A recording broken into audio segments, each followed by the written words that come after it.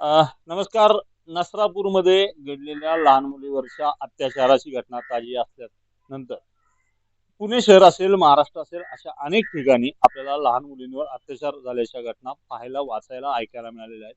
अशाच प्रकारच्या घटना वारजे पोलीस स्टेशनच्या हद्दीत एका आठवड्यात 2 अशा प्रकारच्या गुन्ह्यांची नोंद झालेली आहे.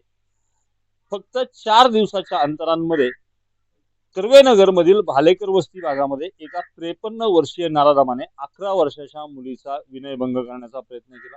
तिच्या शरीरावरून अनेक ठिकाणी हात फिरवत तिचा विनयभंग केला आणि त्या नराधमावर कर्वेनगर पोलीस चौकी असेल अर्थात वारजे पोलीस स्टेशनमध्ये पोक्सो अंतर्गत गुन्हा दाखल करून त्याला अटक करण्यात आलेली आहे.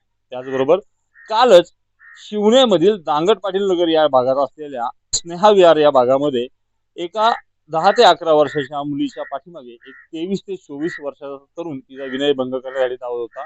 सदरील मुलगी सोसायटीला वेढे मारत होती. स्वतःचा जीव वाचवत धावत असताना या भागातील रहिवाशांनी तिला वाचवलं.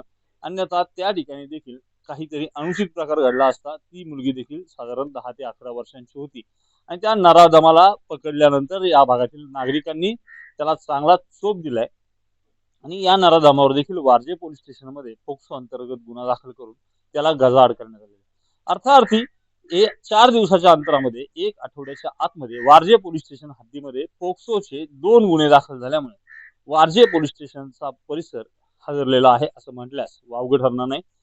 एवढ्या घटना सातत्याने घडत असून देखील काही नराधमांचा लहान मुलींकडे पाहण्याचा दृष्टिकोन चेंज का होत नाही, त्यात बदल का होत नाही आणि या अशा मनोवृत्तीला ठेचण्यासाठी काय केलं पाहिजे, यावर काय उपाय होऊ शकतो, हे आता बहुतांशी नागरिकांच्या हातात आहे असं म्हटल्यास वावगं ठरणार नाही.